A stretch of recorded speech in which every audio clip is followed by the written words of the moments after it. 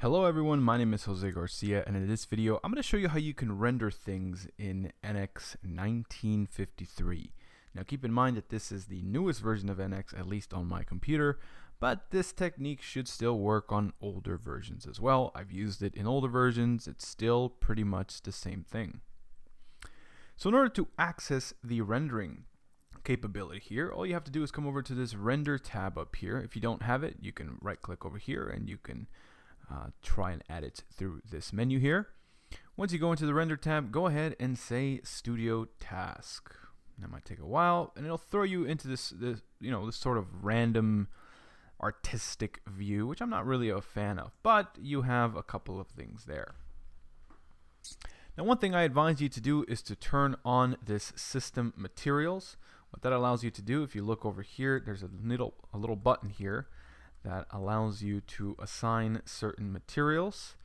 You can also do materials in part. So if you select that, down here there's now a materials in part button, which is very handy. You can also do system scenes, scene preferences, decal stickers. I'll leave that to you to explore. This is just a more basic understanding of the rendering capabilities. Now, in order to assign certain things to this body, all we have to do is go into the system materials, which is located right here. I'm already here. As you can see, we have a couple of things. We have additive manufacturing, etc., etc. Some of these are brand new to NX 1953. The older versions have a little bit less options, I should say. So let's go ahead and take a look at plastics. So go ahead and select the plastics there. And we have a couple of options here. Now, don't worry too much about the color. You can change that later, but they do give you a couple of them. So they have ABS High Gloss Black. So in order to assign that, all you have to do is hold down the left mouse button on it and drag it into the part, and bam! You can say solid body of Revolve 16, and there's the ABS right there. Let's say that we want to do an ABS matte black, so it's not glossy at all, on the bottom case. So let's go ahead and drag it over there. Solid body of split body like so. And as you can see, there's our assignment of materials. If you want to see what materials are assigned to this solid body in the rendering capability, all you have to do is hit this little button here that says Studio Materials in Part. If you select that, as you can see, this is what we have assigned so far. The ABS High Gloss Black and the ABS Matte Black. If you right click on it, there is a Export Studio Material. So if you've edited this and you are happy with it, you have a custom color that you selected, you can go ahead and export it, and then you can import it back to use again and again. You can say show usage. So if you don't know where this thing is assigned, as you can see, it tells you in this sort of bluish color, hey, that's where this thing is assigned. If you select material information, it tells you what this thing is, the RGB color, etc., etc. It's a little bit in depth, but if this is what you're after, then you can go ahead and take a look at this information.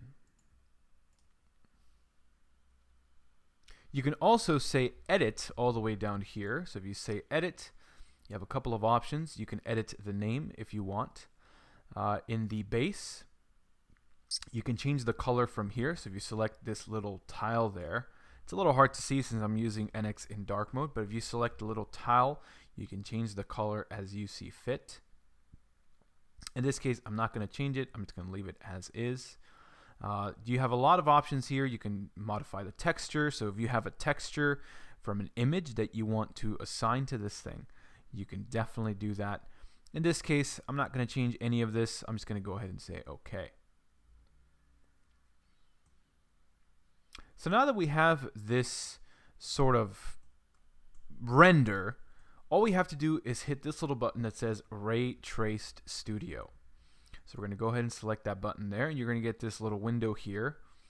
And as you can see, it's using some of the stuff that we assigned. It's using this glossy black finish on the top, but ultimately that's really not what I want to see. I'm just going to go ahead and hit this pause button in order to pause this whole system. Okay, now the way it comes up in this Ray Trace Studio is dependent on how it looks on your main graphics window.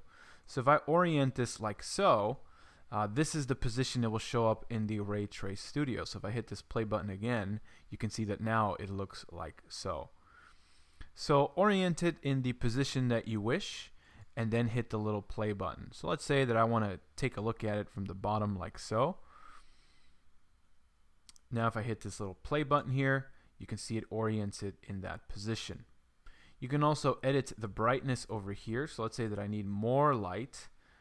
As I bump up that light to 3, for example, you can see that now it looks less dark. If you want to edit some of these settings in this Ray Trace Studio, you can go ahead and hit this little button that says Ray Trace Studio Editor. Now I am going to tell you right now that some of these options are very advanced, but you have the quality here. You can do photorealistic, quality interactive, or fast interactive. You know, depending on which one you want, one might take longer than the other. You have your file save format, which is by default TIFF. This is a massive file, so if you want to have a smaller file that's still good quality, PNG usually works. I usually advise people not to use JPEG. You know, JPEG's not really that great for this. Resolution is located here, so you have quite a bit of options here that you can mess around with. If you have a virtual reality headset, you can actually display it in VR, which is actually pretty nuts now that they've included that. Other than that, though, it's just a couple of standard little things that you have here. So I'm going to go ahead and exit out of that. If you want to save the image in this stationary position, all you have to do is hit this little button here that says Start Static Image. Now once you hit that, the system will begin to render. It's advised that you really not mess with it. It's just going to sit in the background and do its thing. Over here in this little section is your quality interactive. If you drop this down, you have gold, which is photorealistic. You have silver, which is quality interactive, and you have bronze, which is the lowest quality. So I'm going to leave it on quality interactive, or the silver metal. And then you can go ahead and say Start Static Image. So I'm going to hit this button here. As you can see, it says static render in progress, number of iterations, etc., etc. So this number of iterations is something that you can change. If you want to change it, it's found in the settings that I just showed you. Once it hits a certain number of iterations, it will stop and it will ask you, hey, do you want to go forward? And if you do, you just hit the little play button again and it'll keep going and going and going. So as you can see, it says render quality reach, no further image refinement necessary. According to this, this is the silver interactive option. So I'm just going to go ahead and say erase static image here. And let's see what it looks like when we turn it over like so. Of course, I suspect it's going to struggle more with this glossy finish here. And then let's go ahead and hit the Start Static Image located right here.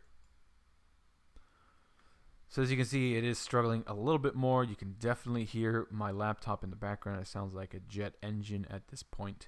But it is giving us some very nice rendering images.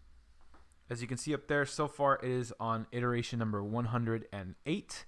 So it's still going and going and going. If you want to pause, you hit the little pause button, but as a matter of fact, it beat me to it. It says render quality reach, no further image refinement necessary. Since this is a simple geometry, it obviously can reach these very fast. But for more complex assemblies, this would obviously take a long time.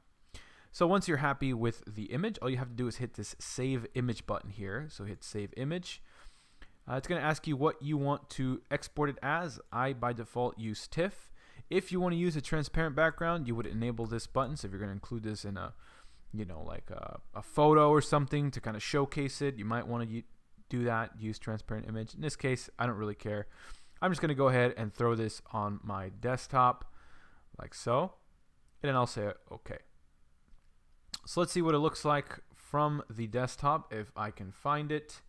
It should be somewhere around here.